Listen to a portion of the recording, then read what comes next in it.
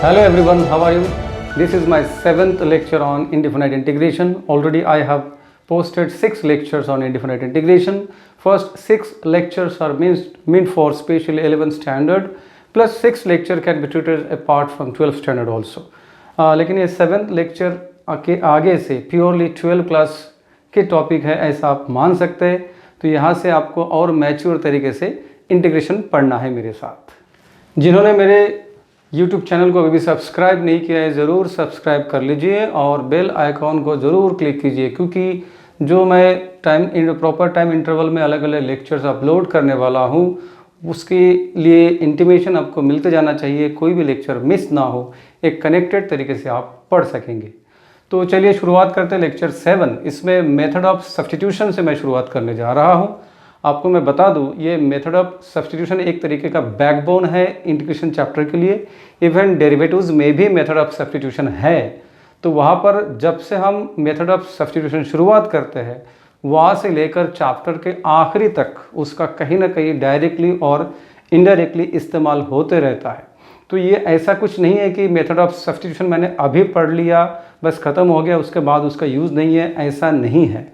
ये आगे भी अलग अलग टॉपिक में इस्तेमाल होता रहेगा इंटीग्रेशन चैप्टर में भी. कैलकुलस में मेथड ऑफ सब्स्टिट्यूशन की नीड क्या है ये ज़रा मेरे तरफ से एक बार समझने की कोशिश कीजिए.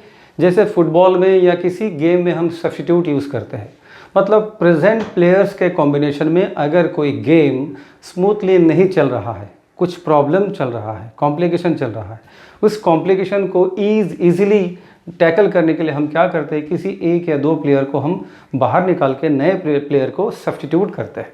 मतलब प्रेजेंट जो सिचुएशन है वो सिचुएशन में हम कंफर्टेबल नहीं हैं.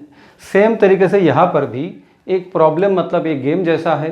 गेम में जिस रूप में प्रॉब्लम आपके सामने प्रेजेंट किया हुआ है उस रूप में प्रॉब्लम को सॉल्व करना कंफर्टेबल नहीं है. तो हम क्या करते हैं, जिस पार्ट के लिए वो कॉम्प्लिकेटेड है उस पार्ट में से कुछ पार्ट हम सब्स्टिट्यूट करते हैं, पुट करते हैं. पुट करने से जो नया रूप मिलता है प्रॉब्लम को वो हमारे लिए बहुत ही आसान होता है सॉल्व करना. तो गिवन सिचुएशन को हम कन्वर्ट करके अपने रूप में हम ढालते हैं, उसको आसान बनाते हैं, उसी को ही हम बोलते हैं मेथड ऑफ सब्स्टिट्यूशन. इस बात को मैंने यहाँ लिखा है कि when the function to be integrated, जिसको हम इंटीग्रेट करने वाले हैं, is in the composite form और कॉम्प्लिकेटेड फॉर्म. अगर वो बहुत ही कॉम्प्लिकेटेड फॉर्म में है या एक फंक्शन के अंदर दो फंक्शन है, दूसरा फंक्शन है, तो उसको बोलते हैं कंपोजिट फंक्शन या complicated function, which is not integrable directly और इजीली. यानी दिया हुआ फंक्शन जो कि कॉम्प्लिकेटेड है या कंपोजिट है जिसको हम इजीली इंटीग्रेट नहीं कर पाएंगे, देन वी सब्स्टिट्यूट, तभी हम सब्स्टिट्यूट करते हैं suitably for the inside function. तो इस केस में कॉम्प्लिकेटेड फंक्शन, एक फंक्शन के अंदर और एक फंक्शन रहता है, उसको बोलते हैं इनसाइड फंक्शन. तो वो इनसाइड यानी अंदर वाला फंक्शन, उसको हम सूटेबली सब्स्टिट्यूट करते हैं. ऑब्वियसली उसके लिए कुछ लॉजिक या कुछ सेंस यूज़ करना होता है, ब्लाइंडली करने से नहीं चलेगा. तो अंदर वाले फंक्शन के लिए हम सब्स्टिट्यूट करते हैं, ये लिखा गया है for the inside function to reduce it in some easily integrable form. तो सब्स्टिट्यूट करने के बाद वो कुछ इजीली इंटीग्रेबल फॉर्म में रिड्यूस होता है. ठीक है ना. तो ये करते वक्त और क्या एक फॉर्मेलिटी है वो मैं आगे बताने वाला हूँ. तो वो फॉर्मेलिटी क्या है, देखिए कि ओरिजिनली अगर इंटीग्रेशन x वेरिएबल में है तो x वेरिएबल में इंटीग्रेशन एक्सप्रेस किया हुआ है. अगर वो सॉल्व करने के लिए आसान नहीं है, अगर कॉम्प्लिकेटेड है, तो हम कुछ पार्ट को पुट करते हैं. अब पुट करते वक्त हम पुराना वेरिएबल जो है x उसको पूरी तरह से हटा देते हैं, एक नया वेरिएबल t या फिर थीटा आ जाता है. तो पुराना वेरिएबल x रिड्यूस होके चला जाता है और t या थीटा जो भी आप यूज़ करते हैं वो आ जाता है. तो जो नया इंटीग्रल रहेगा उसमें कोई भी पुराना वेरिएबल बचा नहीं रहना चाहिए. ठीक है ना. सब्स्टिट्यूशन होने के बाद नया इंटीग्रल पूरी तरीके से एक तो नया वेरिएबल t में नहीं तो थीटा में एक्सप्रेस हो जाना चाहिए, या कोई नया वेरिएबल जो आप यूज़ करते हैं. ये है वो फॉर्मेलिटी. एनीवेज मैंने सिर्फ एक प्राइमरी आप लोगों को इन्फॉर्मेशन दे दिया हूँ. अब इसके ऊपर बेस्ड थियरम है, कुछ 3-4 थियरम्स हैं. वो थियरम्स होने के बाद हम प्रॉब्लम्स डील करेंगे तो आपको समझ में आना शुरू हो जाएगा कि किस तरीके से एक्चुअली डील किया जाता है. तो सबसे पहले आपके सामने मैं पेश करता हूँ वो सारे थियरम्स. किसी भी स्टेट बोर्ड में बहुत बार वो थियरम्स के प्रूफ्स भी पूछते हैं 2, 3 या 4 मार्क्स के लिए, इसलिए थियरम्स को समझना भी है और उसको प्रिपेयर भी करना है, मतलब आपको एग्जाम में प्रोड्यूस भी करते आना चाहिए, इस हिसाब से भी आपको प्रिपेयर करना है। This is the first important theorem, if x equal to phi of t is a differentiable function of t, differentiable मतलब जिसका डेरिवेटिव निकाला जा सकता है, then integral fx dx is equal to integral f of phi t into phi dash t dt। अब ये जो इसमें क्या कहा गया है, मैंने इसके पहले जो एक्सप्लेन किया वही इसमें मैथमेटिकली थियरम में लिखा गया है। वो ये कि ओरिजिनली ये वो इंटीग्रल है जिसमें आप कंफर्टेबल नहीं है, मतलब ये कॉम्प्लिकेटेड फॉर्म में है, मान लीजिए इसमें अब एक्चुअली दिख नहीं रहा है कि fx में कौन है, तो fx में एक्चुअली यहाँ पर कोई कॉम्प्लिकेटेड फंक्शन है जिसको इजीली हम इंटीग्रेट नहीं कर सकते। इन दैट केस जब हम पुट करेंगे तो थियरम ये कहता है कि पुट करने के बाद यही इंटीग्रल चेंज होके ऐसा बन जाएगा, integral f of phi t into phi dash t dt। अब आपको लगेगा ये सब कहाँ से आया, तो यही तो हम प्रूफ में देखने वाले हैं कि ये कैसे आता है, ठीक है ना। तो थियरम के प्रूफ के हिसाब से ही आपको ये देखना है, ये एक्चुअली प्रॉब्लम में क्या होता है कैसा होता है, वो प्रॉब्लम शुरू करेंगे तभी पता चलेगा। फिलहाल प्रूफ के पॉइंट ऑफ व्यू आपको देखना है, समझना है। तो अब हम प्रूफ शुरू करते हैं। तो in this proof initially statement पे जो दिया हुआ है वही उसी से हम स्टार्ट करते हैं कि ये दिया हुआ है कि x equal to phi t is a differentiable function of t, मतलब x को हम डिफरेंशिएट कर सकते हैं तो हम वो करते हैं। तो अगर इसको डिफरेंशिएट करें विथ रिस्पेक्ट टू t तो क्या बनने वाला है, x के लिए बनेगा dx by dt। So we can write dx by dt। अब यहाँ पर बार बार ये लिखने की ज़रूरत नहीं है कि differentiate with respect to t, actually ये देख के अब आपको आइडिया आना चाहिए कि हमने with respect to t differentiate किया हुआ है। As a result right hand side में ये जो phi of t function of t है, तो हम तो with respect to t differentiate कर रहे हैं, तो सिंपली फाई t का डेरिवेटिव आएगा फाई डैश t और कुछ नहीं, क्योंकि वेरिएबल सेम है, राइट। तो ये गिवन में से पहले हमें ये करना है। प्रूफ्स के लिए कुछ टिपिकल स्टेप्स होते हैं। प्रूफ में आप अपना कॉमन इंटेलिजेंस और कॉमन लॉजिक सेंस यूज़ करके प्रूफ नहीं कर सकते, आप जकड़ जाएंगे, प्रूफ होना पॉसिबल नहीं होगा। इसलिए जो टिपिकल स्टेप्स है वो करस्पॉन्डिंग थियरम के लिए वो टिपिकल प्रूफ्स आपको देख के समझ लेना होता है और उसी स्टेप्स को विदाउट ऑल्टर करें उसी तरीके से आपको एग्जाम में भी प्रोड्यूस करना होता है। तो उसके आगे क्या एजम्पशन है देखिए, तो आगे हम ये एज्यूम कर रहे हैं कि let integration f x d x is a new function g x, ठीक है, ये अपने मन से आपको एज्यूम करना है। तो शुरू में मैंने चैप्टर के शुरू में जो मैंने डेफिनेशन ऑफ इंडिफिनिट इंटीग्रेशन समझा के बताया था, उसमें यह है कि अगर किसी फंक्शन की इंटीग्रेशन या राइट हैंड साइड है तो राइट हैंड साइड का डेरिवेटिव रहेगा लेफ्ट हैंड साइड, उसी को बोलते हैं definition of indefinite integration. So I can write therefore D d x of right hand side यानी कि जी एक्स इज इक्वल टू, अब ये लेफ्ट हैंड साइड फ्री हो जाएगा, सो this will B F of x simply by the definition of indefinite integration. You can mention it here. तो ये मैंने mention कर दिया। फिर से एक बार देखिए कि हम एज्यूम कर रहे हैं कि integration of f x d x is g x, so by the definition of indefinite integration derivative of right hand side will be the left hand side, मतलब d d x of g x will be equal to f of x, right. तो ये दो step हो गए, ठीक है। इसके आगे देखिए, अब इसके आगे ये एक बहुत ही इंपॉर्टेंट और इंडिपेंडेंट स्टेप है जिससे हमें शुरू करना है, ये इंपॉर्टेंट है। तो d d t of g x से आपको शुरुआत करना है आगे के प्रूफ को पाने के लिए।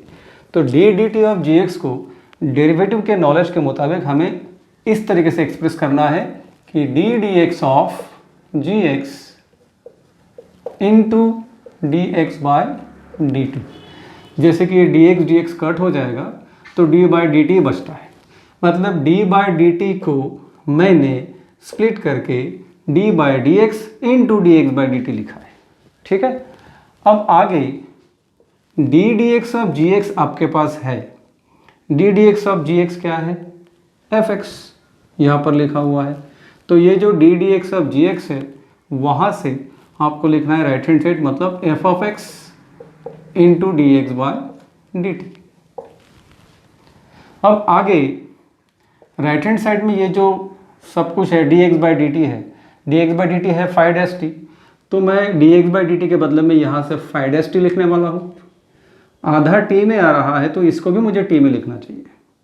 इस कारण से मैं लिखता हूँ एफ ऑफ ये जो x है, x को अगर मैं t में लिखूँ तो x की वैल्यू क्या है, x is phi of t, तो एफ ऑफ ये x के बदले में मैं लिखूंगा फाई ऑफ t और dx बाई डी टी की वैल्यू है phi dash t। That means I have express the right hand side completely in terms of the variable t। ठीक है, तो ये स्टेप आने के बाद मैं ये स्टेप को लेफ्ट हैंड साइड में रिपीट करता हूँ, d d t of g x.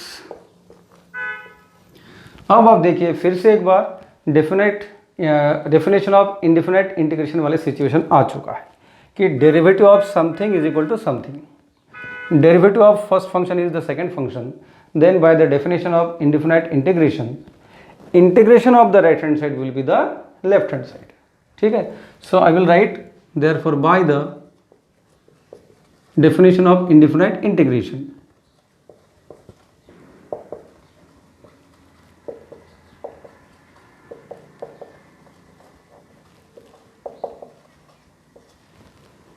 What can I write?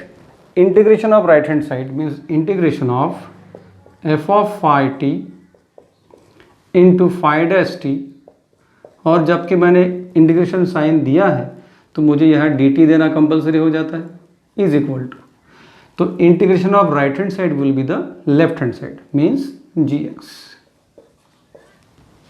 ठीक है, अब इसमें gx की वैल्यू क्या है आप देखिए तो what is gx is equal to, दिखता है यहाँ पर कहीं पर gx, यस ये है gx, तो gx की वैल्यू है इंटीग्रेशन fx dx, वो हम यहाँ पर लिखने वाला है।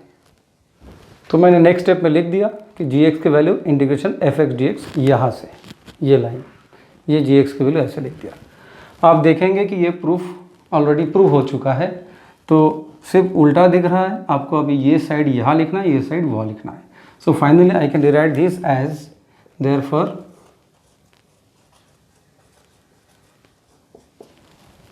Integration f x d x equal to integration f of t phi dash t d t, जो कि इस स्टेटमेंट में हमें प्रूफ करना था वही ये आ चुका है। दैट्स ऑल, ये है इसका कंप्लीट प्रूफ। स्टूडेंट्स, आपको ये एक एक लाइन देखेंगे तो आसान लग सकता है, लेकिन इसके अंदर जो एक एक स्टेप अलग अलग लिया गया, डिसकनेक्टेड स्टेप्स, उसको कंट्रोल करना इतना आसान नहीं है, कन्फ्यूजिंग है। आप अगर छोटा सा देख के समझते हैं कि यह आसान है तो आप बहुत ही बड़े गलत फहमी में हो। आपको इसको एक एक लाइन पढ़ के समझना ज़रूर है, लेकिन आपको लिख कर प्रैक्टिस करना ज़रूर है कि आपको फिनिश करना आता है कि नहीं। कम से कम 2 बार प्रैक्टिस करके देखेंगे, फिनिश हो गया तो समझ जाना कि आप एग्ज़ाम में भी प्रोड्यूस कर पाओगे, अदरवाइज़ दोबारा पढ़ के आपको प्रैक्टिस करना है। ठीक है, तो ये हो गई एक थ्योरम, इसका इस्तेमाल कैसे है एक्चुअल प्रॉब्लम में बाद में देखेंगे। नेक्स्ट हमारे सामने एक कोरोलरी है।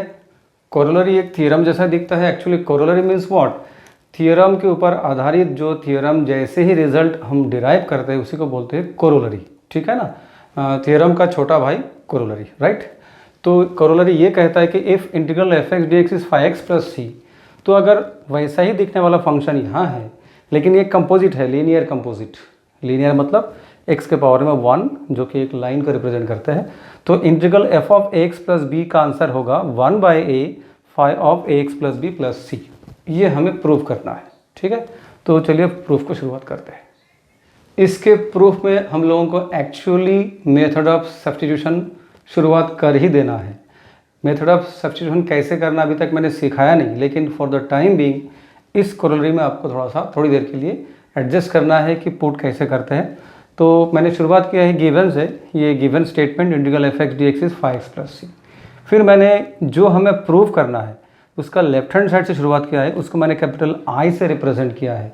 So I is integral f of a x plus b d x. हमें ये आगे दिखाना है कि इसका आंसर ये राइट हैंड साइड आता है कि नहीं, राइट। तो इसको प्रूव करने के लिए ये जो अंदर वाला फंक्शन है, इनसाइड फंक्शन, मैंने इंट्रोडक्शन में लिखा हुआ है कि जो इनसाइड फंक्शन है उसके लिए हम पुट करते हैं या सब्स्टिट्यूट करते हैं। तो हम ए एक्स प्लस बी के लिए पुट करने वाले हैं इस तरीके से कि put a x plus b is equal to कोई नया वेरिएबल टी। पुराना वेरिएबल एक्स है, हम नया वेरिएबल टी सब्स्टिट्यूट कर रहे हैं। जिस स्टेप में हम पुट करते हैं उसके बाद हमें इमीडिएटली उसका डिफ्रेंशिएशन यानी कि डेरिवेटिव निकालना होता है। तो ए एक्स की डेरिवेटिव ए, बी की डेरिवेटिव 0, जिस तरफ x होता है उस तरफ आप dx लिखेंगे और जहाँ t है वहाँ dt लिखेंगे। इसको बोलते हैं डिफरेंशियल, राइट। इसके आपको आदत डालना है, x की तरफ dx, t की तरफ dt, ठीक है। तो a dx is equal to dt। हमें लेकिन हमारे इंटीग्रेशन के अंदर ये dx चाहिए, a dx नहीं। एज ए रिजल्ट मैं लेफ्ट हैंड साइड में सिर्फ dx रखता हूँ, a को राइट साइड में ट्रांसफ़र कर देता हूँ। सो this will B 1/a dt। ये मैंने dx के लिए वैल्यू निकाल कर रखा है। तो ये जो सब्स्टिट्यूशन के सजेशन है, इसके मुताबिक अब मैं पुराने इंटीग्रल को बदल डालूंगा और नया इंटीग्रल लिखूंगा। अब स्टूडेंट्स ये स्टेप को ध्यान से देखिए, पुट वगैरह जो किया है वो आपको अगर थोड़ा बहुत समझ में आया तो ठीक है। यहाँ ध्यान से देखिए, अब मैं कन्वर्ट करने वाला हूँ इस इंटीग्रल को पुट करने के बाद। तो यहाँ मैं लिखूँगा इंटीग्रेशन, ये f एज इट इज़। अब मैंने ax प्लस बी के बदले में क्या एज्यूम किया है, क्या पुट किया है, t। तो f के ब्रैकेट में आएगा t। उसके बाद dx के लिए मैंने क्या निकाला है, 1/a dt। तो आपको लिखना है 1/a dt। इसके आगे इंटीग्रेशन के बाहर हमेशा हम कांस्टेंट को लिखते हैं। तो 1/a is a constant, will keep it out.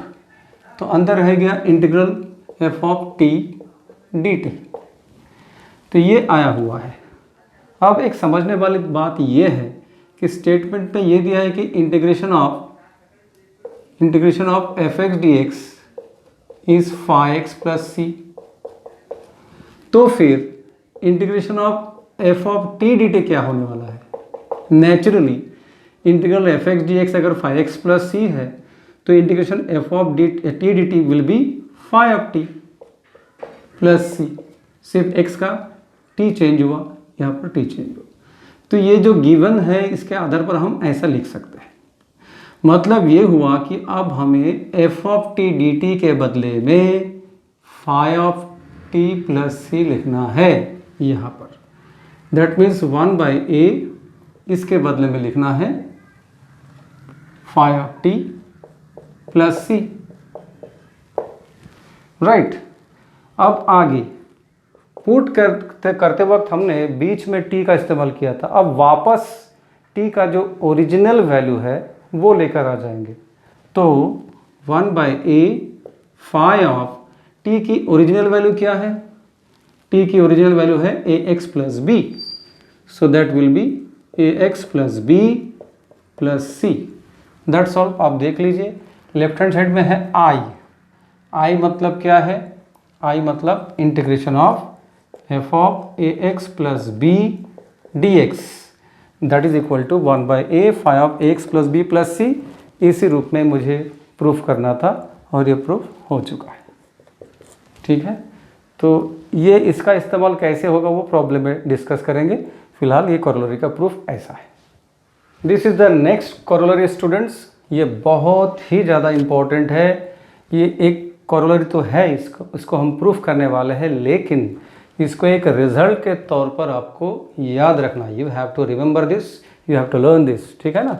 तो पहले हम प्रूफ को देखते हैं, लेकिन पहले दो प्रूफ के बाद ये प्रूफ बहुत ही आसान है, इसके बाद वाला भी आसान है, उसके बाद वाला भी आसान है। तो ये लेफ्ट हैंड साइड से हम शुरुआत करने वाले हैं और राइट हैंड साइड लाने वाले हैं।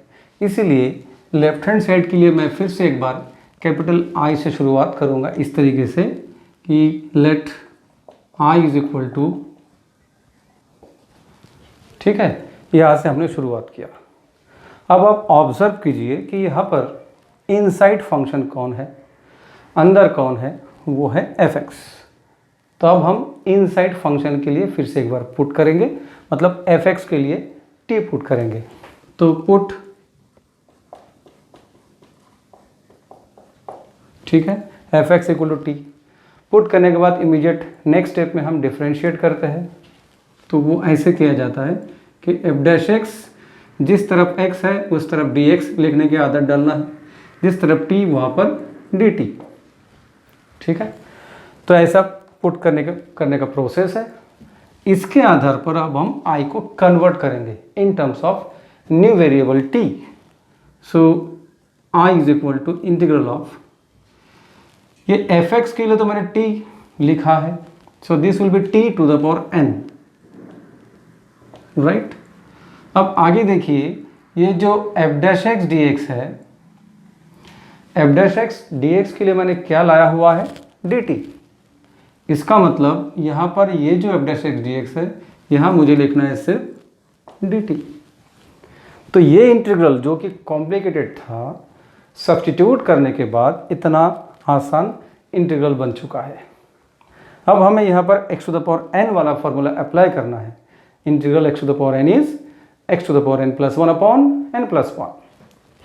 सो using this will be t to the power n plus 1 divided by n plus 1 plus c। ठीक है, ये सॉल्व हो चुका है। लेकिन मेथड ऑफ सब्स्टिट्यूशन में, इंटीग्रेशन चैप्टर में हर बार आखिर में जो t है उसको वापस अपना रूप देना होता है। So original value of t is fx, तो नेक्स्ट स्टेप में हमें वही लिख देना है। So that is t means fx, तो fx to the power n plus 1 divided by n plus 1 plus c। तो ये प्रूफ हो चुका है। मैंने यहाँ से शुरू किया था ये, और राइट हैंड साइड ला लिया है जो कि इसके साथ मैच करता है एग्जैक्टली। सिर्फ इसमें ये बात याद रहे कि n के वैल्यू जब प्रॉब्लम के लिए है, एक्चुअली ये जो डायरेक्शन है प्रॉब्लम के लिए है कि ये वैलिड तब रहेगा जब ये n की वैल्यू -1 ना हो। ठीक है, अदरवाइज ये प्रूफ हो चुका है। बहुत ही आसान है। टेंशन आपको सिर्फ एक ही बात का लेना है कि आपको ये स्टेटमेंट लर्न रखना है, याद रखना है। This is the next corollary which is equally important similar to the previous one। तो इसका भी हम प्रूफ देखने वाले हैं, पर उसके साथ साथ ये भी आपको लर्न करना है। आगे के पूरे चैप्टर में ख़त्म होने तक या नेक्स्ट चैप्टर में भी पिछला corollary और इसका भी काम पड़ता है जहाँ वहाँ। ठीक है, तो शुरुआत करते हैं। सबसे पहले ये लेफ्ट हैंड साइड को मैं आई से रिप्रेजेंट करने वाला हूँ, तो लेट, ठीक है, प्रॉब्लम को रिपीट कर दिया। अब मैं इसमें fx को पुट करने वाला हूँ t, तो let fx is equal to t। Put करने के बाद immediate next step differentiation. So f dash x d x है ना, जिस तरफ x उस तरफ dx लिखते हैं, इज इक्वल टू dt। बस इतना ही। अब ये पुट करने के बाद यानी सब्स्टिट्यूट करने के बाद आइडियली लेट के बदले में हमें यहाँ पर पुट लिखना चाहिए, बेटर। ठीक है, तो F dash x d x is d T. इसके बाद आई क्या बनेगा, सो आई इज इक्वल टू, अब देखिए मैंने ये एफ एक्स को टी पुट किया है तो वो टी, ठीक है, और F dash x d x इसके लिए मैंने क्या लाया है, डी टी। तो यहाँ पर ये जो f dash x d x है उसके बदले में मुझे लिखना पड़ेगा डी टी वहीं पर, तो ये आ जाएगा डी टी। तो आप देख सकते हैं ये जो है इंटीग्रल, ये आपको जाना पहचाना सा है। मैं और क्लियर करके लिखता हूँ, 1/t dt। आप याद कीजिए इंटीग्रल 1/x dx, ये और इसमें कोई फ़र्क नहीं है। इसका आंसर क्या रहता था, log of fx, log of x, log of mod x, है ना। सो this is log of mod x plus c। तो सिमिलरली 1/t dt का होगा log of mod of t plus c। Integral solve हो चुका है। फिर मैंने क्या कहा था कि फाइनली जो t है उसका जो ओरिजिनल वैल्यू है वो हमें वापस लाना है। So this is log of mod of t means what, fx, तो log of mod of fx plus c आ गया राइट हैंड साइड। ठीक है, तो ये भी प्रूफ हो चुका है। प्रूफ भी आपको आना चाहिए, उसके साथ साथ स्टेटमेंट आपको याद रखना है। हाँ, this is the last corollary in the series. Integral of f dash x divided by root of f x d x is 2 root f x plus c. ये भी एक रिजल्ट आप याद रख सकते हैं। तो इसको भी प्रूव करने के लिए मैंने शुरुआत कर दिया है कि let I is equal to, ये लेफ्ट हैंड साइड रिपीट कर दिया है। अब इसमें भी हम जो एक कॉम्प्लिकेटेड सिचुएशन दिख रहा है इसको आसान बनाने के लिए मैं पुट करूँगा f x equal to t. तो शुरुआत करते हैं, put f x is equal to t. Next step में क्या है, हमेशा क्या करते हैं, differentiation. So we can write f dash x d x is equal to d t. Put करने के बाद पुराना इंटीग्रल नए रूप में कैसे बनेगा, तो I इज इक्वल टू, अब देख लीजिए ये f dash x d x, इसके लिए मैंने क्या लाया है, f dash x d x is d t, तो मुझे यहाँ लिखना है d t, so d t divided by root के अंदर एफ एक्स के लिए मैंने क्या पुट किया है, टी, तो आई विल राइट टी। तो अब ये कितना आसान बन गया देखने के लिए, है ना, तो ये सॉल्व करने के लिए भी आसान हो जाएगा। अब आगे ऐसे सिचुएशन को डील कैसे करना इसके पहले के टॉपिक में हो चुका है, पर आपका अगर फिलहाल लिंक नहीं लग रहा है तो मैं करके बताता हूँ कि this is in fact 1 by t to the power 1 by 2 d t, है ना, स्क्वायर रूट मतलब t to the power 1 by 2। इसको हम डायरेक्टली डील नहीं करते, इसको ऊपर उठाते हैं। So this is equal to t to the power -1 by 2 d t, right.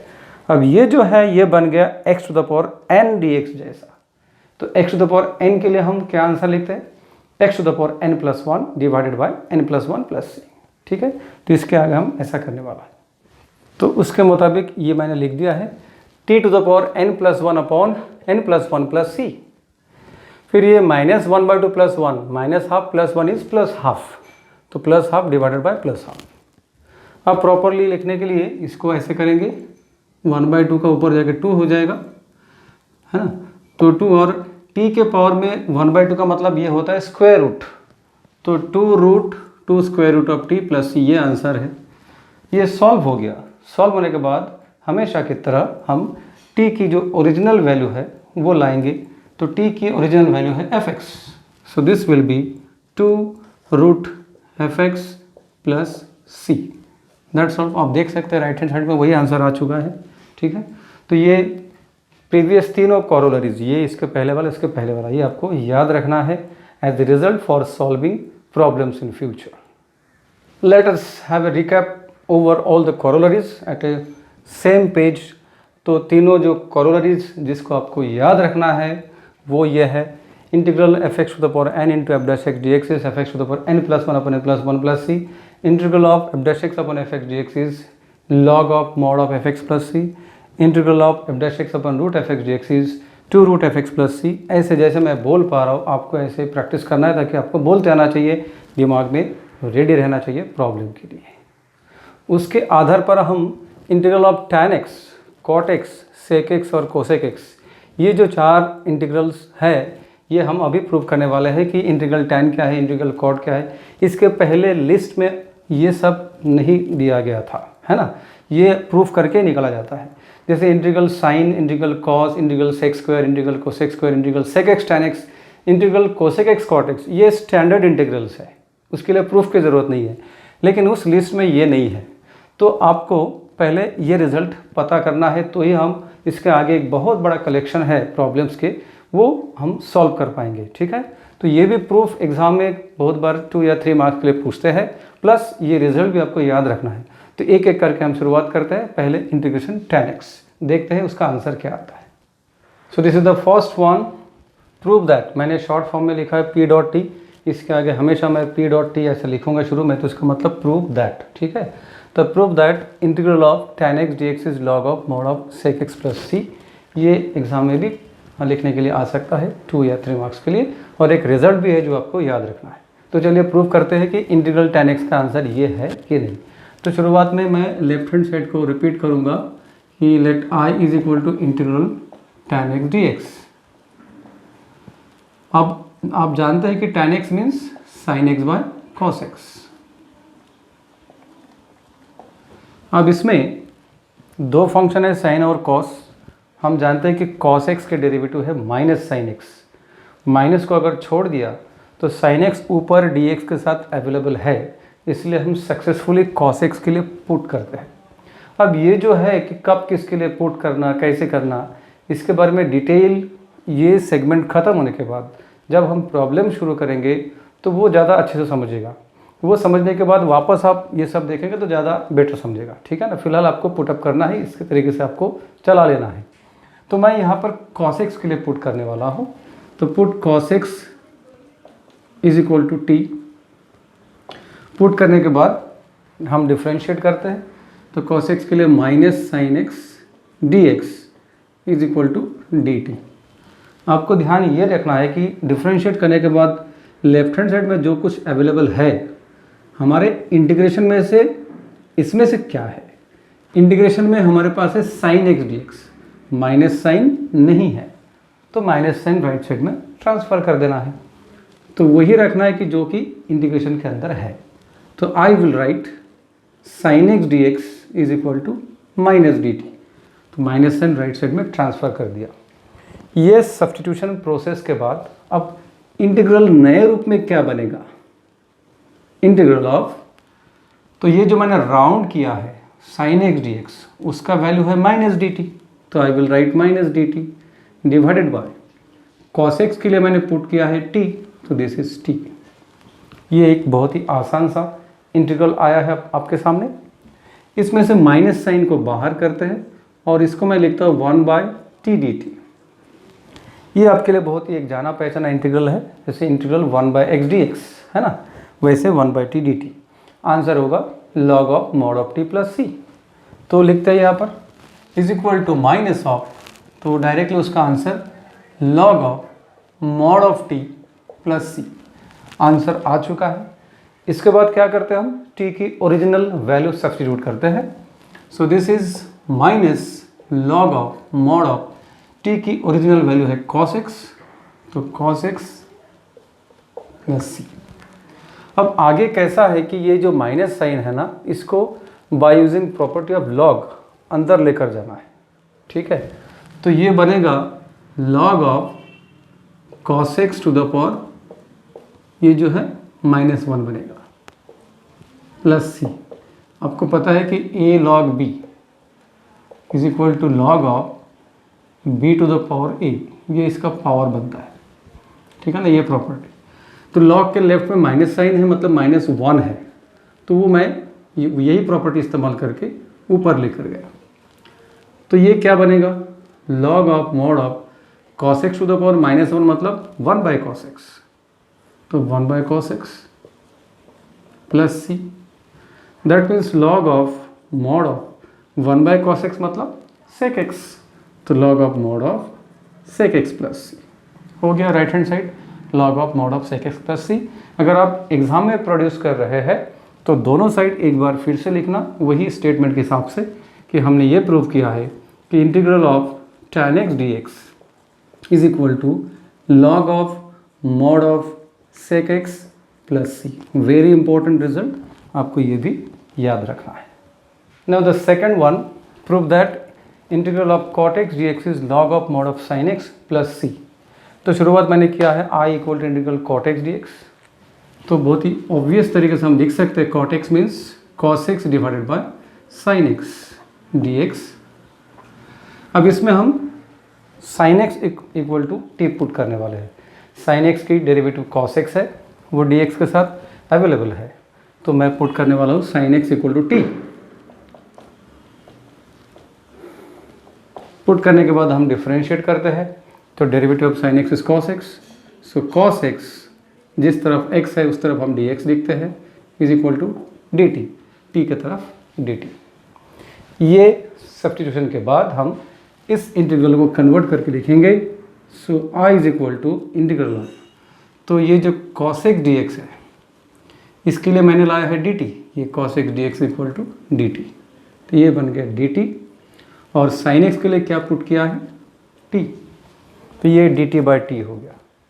अब आगे ये मैं 1 बाई टी डी टी लिखता हूँ, और पॉपुलर तरीके से लिखने के लिए तो integral 1 by t d t is log of mod of t, तो we can write this equal to log of mod of t plus c.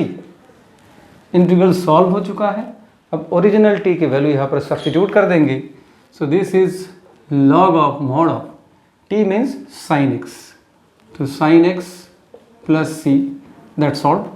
तो जब आंसर आ चुका है, एक स्टैंडर्ड रिजल्ट है करके हम रिपीट करेंगे उसी स्टेटमेंट को कि हमने क्या प्रूव किया कि integral cot x dx is log of mod of sine x plus c, that's all. बहुत ही आसान तो है, लेकिन रिजल्ट आपको लर्न करते जाना है। अब ये जो प्रूफ है integral sec x d x equal to log of mod of sec x plus tan x plus c और log of tan of pi by four plus x by two plus c, इसका proof integral tan और integral cot जैसा उतना आसान नहीं है, तो ये बहुत ही इंपॉर्टेंट है एज ए रिजल्ट भी, और प्रूफ इटसेल्फ ये एग्जाम में 3 या फिर 4 मार्क्स के लिए पूछते हैं बहुत बार। तो हमने शुरुआत किया let I equal to integral sec x d x. इसके प्रूफ में 1/cos नहीं लिखना है, ये टिपिकल मेथड है, ये आपको याद रखना पड़ेगा कि integral sec x d x को सॉल्व करने के लिए आपको मल्टीप्लाई करना है n एंड d को by sec x plus tan x. ठीक है, तो multiply n and d by sec x plus tan x, ये आपको याद रखना पड़ेगा। तो हमें मिलेगा integral of sec x into sec x plus tan x और नीचे भी sec x plus tan x d x. Then ऊपर के टर्म्स को मल्टीप्लाई करेंगे, so this is integral of sec square x plus ये बनेगा sec x into tan x divided by denominator as it is sec x plus tan x d x. अब आप देख सकते हैं कि ये सेक एक्स के डेरिवेटिव है सेक एक्स टेन एक्स, ये यहाँ पर अवेलेबल है, टेन एक्स के डेरिवेटिव सेक स्क्वायर एक्स यहाँ पर अवेलेबल है। तो हम डायरेक्टली आंसर लिख सकते हैं, लेकिन अभी आपको डायरेक्ट मेथड सिखाया नहीं गया है करके मुझे एक्चुअल पुट करने का मेथड सिखाना पड़ेगा। तो मैं अभी sec x plus tan x के लिए पुट करूँगा, तो put sec x plus tan x is equal to t. तो नेक्स्ट स्टेप में हमें डिफरेंशिएट करना होता है, so sec x into tan x, derivative of sec x tan x, derivative of tan x sec square x, ये common इस तरफ x है करके यहाँ dx इक्वल टू dt। तो ये प्रोसेस के बाद अब हम इंटीग्रेशन को नए रूप में लिखेंगे, so i is equal to, तो ये जो sec square x plus sec x tan x और dx, इसके बदले में लिखना है सिर्फ dt,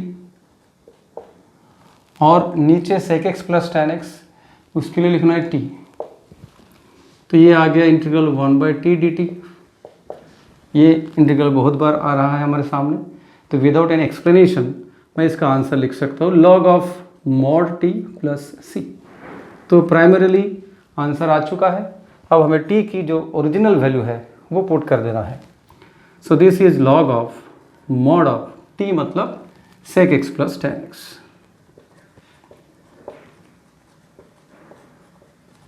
तो ये जो है पहला आंसर आ चुका है, दिस इज आंसर 1। ठीक है ना, first line log of sec x plus tan x plus c ये आ चुका है। अब हमें दूसरे आंसर में जाना है। दूसरे आंसर में इंटीग्रेशन का कोई काम नहीं है, सिर्फ ट्रिग्नोमेट्रिक सिंप्लीफिकेशन है, मतलब सेक को 1/cos, टेन को sin बाय cos, ऐसा करते करते सिंप्लीफाई करके वो आंसर लाना है। ठीक है, इंटीग्रेशन का टेंशन खत्म हो चुका है। तो आगे इसी को लेकर आगे बढ़ते हैं। तो log of mod of sec is 1/cos x plus tan x is sin x by cos x plus c. LCM करते हैं विद इन लॉग, तो नीचे रहेगा cos x और ऊपर 1 प्लस sin x। अब ये सिंप्लीफिकेशन काफ़ी लंबा चलेगा, ये डेरिवेटिव चैप्टर में ऐसा सिंप्लीफिकेशन आपने किया है, ठीक उसी तरीके से यहाँ करना है। मैं डिटेल आगे सॉल्यूशन करते हुए जा रहा हूँ।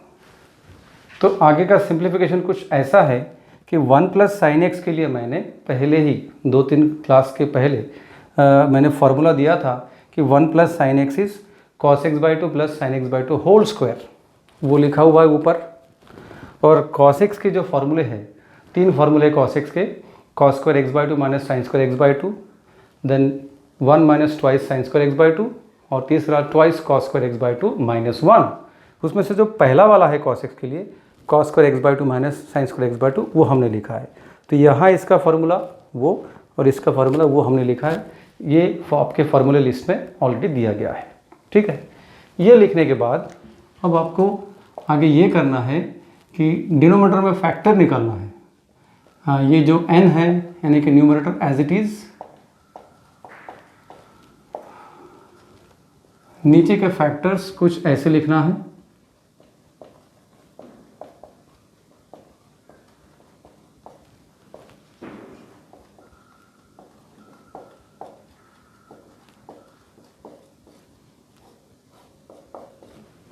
ओके, तो ये मैंने फैक्टर लिख दिया, ए स्क्वायर माइनस बी स्क्वायर ए प्लस बी इंटू ए माइनस बी। इसमें से एक फैक्टर कैंसिल होता है स्क्वायर के साथ। आफ्टर कैंसिलिंग इसमें से क्या बचा रहेगा, लॉग ऑफ मॉड ऑफ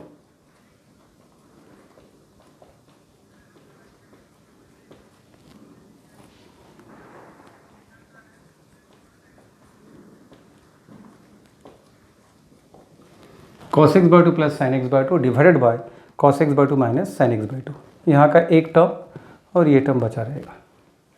अब ये बहुत बार सिचुएशन आपके सामने आया हुआ है कि जब ऐसे चार टर्म आते हैं तो then we divide n n d by cos x by two. ठीक है, so dividing n n d by cos x by two, ये आपको एक्चुअल डिवाइड करके दिखाना नहीं है, डायरेक्टली फॉलो करना है। ठीक है, कैसे, ये लॉग ऑफ सबको अगर अपने कॉस एक्स बाई टू से डिवाइड किया तो कॉस बाय कॉस ये 1 बनेगा, plus sine by cos tan बनेगा, तो ये हो गया tan x by two. Cos by cos 1 minus sine by cos tan बनेगा, तो tan x by two plus c। तो ये आ चुका है। अब इसके बाद ये भी ट्रिग्नोमेट्रिक का एक फॉर्मूला है जो मैं यहाँ लिखता हूँ कि 1 plus tan theta upon 1 minus tan theta is equal to tan of pi by 4 plus theta. ठीक है, ये जो रिजल्ट है ये अप्लाई करना है यहाँ पर। ये ट्रिग्नोमेट्री का फॉर्मूला है, 1 plus tan upon 1 minus tan is tan of pi by 4 plus theta. इसको भी लर्न करना है। तो यूजिंग दैट डायरेक्टली हम यहाँ पर लिख सकते हैं, so this is log of mod of 1, I am sorry, this is log of tan of pi by 4 plus x by 2 plus c. ठीक है ना, ये और ये एक ही बात है, तो इसके लिए हमने ये लिखा है पाई बाय 4। अब थीटा हमारे लिए है एक्स बाई 2, तो मैंने ये लिख दिया। सो दिस इज आंसर 2। ठीक है, तो जो मैंने शुरू में लिखा था 2 आंसर, उसमें से पहला आंसर यहाँ पर आ चुका है और दूसरा आंसर ये आ चुका है। तो ये है प्रूफ। ठीक है, इंटीग्रल सेक एक्स के लिए integral sec x d x is log of sec x plus tan x plus c, और दूसरा log of tan of pi by 4 plus x by 2 plus c. ये आपको लर्न भी करना है दोनों रिजल्ट्स, प्लस आपको ये प्रूफ खुद को करते आना चाहिए, वो भी कॉन्फिडेंटली। उसके लिए आपको पढ़ने के बाद खुद को लिख कर प्रैक्टिस करना है। ठीक है, तो चलते हैं नेक्स्ट और last one, integral cosec x d x. तो इस लास्ट प्रूफ में इंटीग्रल कोसेक एक्स के भी 2 आंसर है, ये दोनों हम लाकर बताएंगे। पिछले बार सेक एक्स के लिए जो किया था उससे थोड़ा आसान है ये, लेकिन मेथड वैसा ही है कि इसके लिए भी आपको स्पेशली याद रखना है कि इंटीग्रल कोसेक एक्स को सॉल्व करने के लिए 1 बाय साइन एक्स से शुरुआत नहीं करना है। उसमें आपको क्या करना है, multiply numerator and denominator by cosec x minus cot x, ये आपको याद रखना है।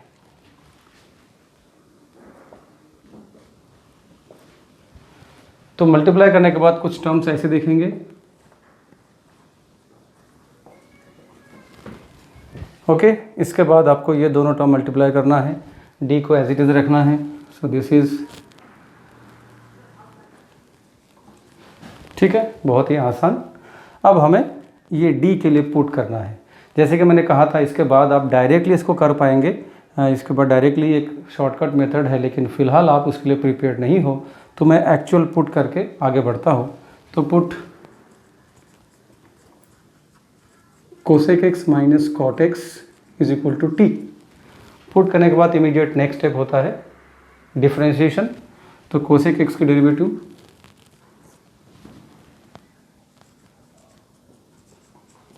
ठीक है, कोसेक एक्स की derivative minus cosec x cot x की derivative minus cosec square x, तो minus minus plus cosec square x, जिस तरफ x है वहाँ d x is equal to d T.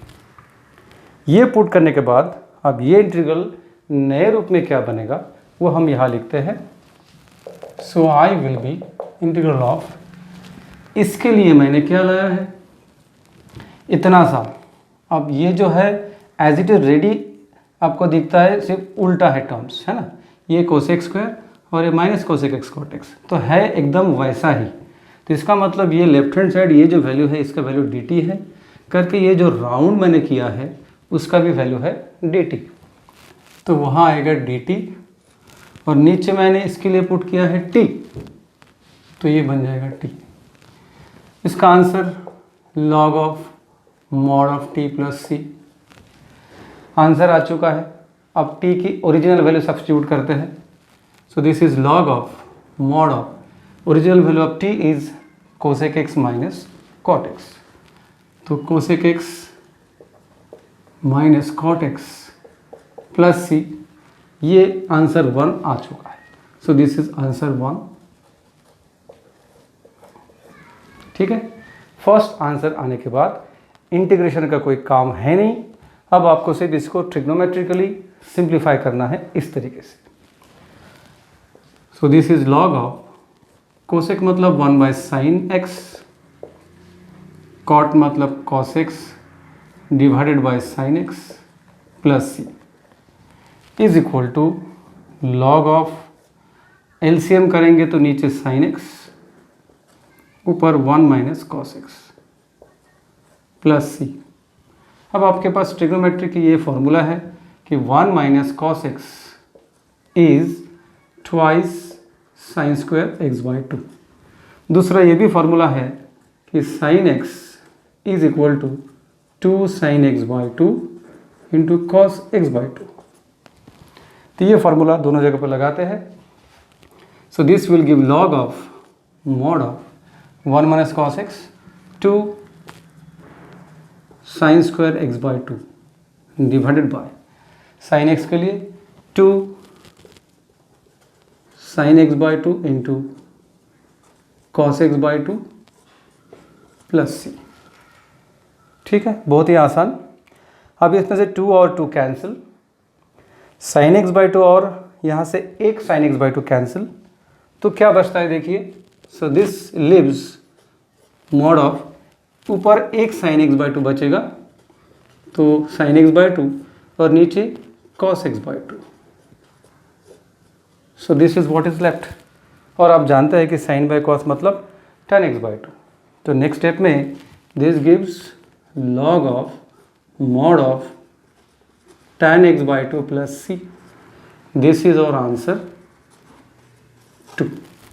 देख सकते हैं आप, वही आंसर है। तो बहुत ही आसान है, ये भी प्रूफ 3 या 4 मार्क्स के लिए एग्ज़ाम में पूछ सकते हैं, प्लस आपको ये रिज़ल्ट लर्न भी करना है। सो यहाँ तक हमने जितने थियरम्स हैं वो कर लिए हैं, जितने कॉरोलरीज है मेथड ऑफ सब्स्टिट्यूशन के वो कर लिए हैं, और उसी के आधार पर जो standard integral tan cot sec और कोसेक वो हमने कर लिए। अब इसके बाद बचता है सिर्फ इसके ऊपर बेस्ड एक बहुत बड़ा और बहुत important collection method of substitution पर बेस्ड प्रॉब्लम्स एग्जाम्पल्स, वो हम डील करने वाले हैं। ठीक है, तो बिफोर आई क्लोज मैं ये सारे रिजल्ट्स जो मैंने टैन कॉट सेक कोसेक का लिखा है एक बार एक साथ लिख कर आपके सामने पेश करता हूँ। तो स्टूडेंट्स, ये वो 4 इंपॉर्टेंट फार्मूले, यानी कि कॉरोलरी के 3 इंपॉर्टेंट फार्मूले के बाद ट्रिग्नोमेट्री से रिलेटेड ये 4 फार्मूले आपको आराम से लर्न करना है, लिख कर प्रैक्टिस करना है, दिमाग में रहना चाहिए, इसके लिए कोशिश करना है। That's all for this lecture. इसके आगे के एग्जाम्पल सारे ये थियरम्स कॉरोलरी और ये रिजल्ट्स पे बेस्ड होंगे, तो प्लीज़ इसके ऊपर बिल्कुल भी कंप्रोमाइज़ नहीं करना है आपको सारे रिजल्ट्स हमेशा रेडी रखना है प्रिपेयर करके। तो यही तक मैं इस लेक्चर को एंड करता हूँ, लेक्चर 7 को। तो आगे के लेक्चर 8 मत मिस करना, पहले के सारे लेक्चर फिर से देखते रहना, और बाय बाय, फिर मिलेंगे अगले लेक्चर में। See you then.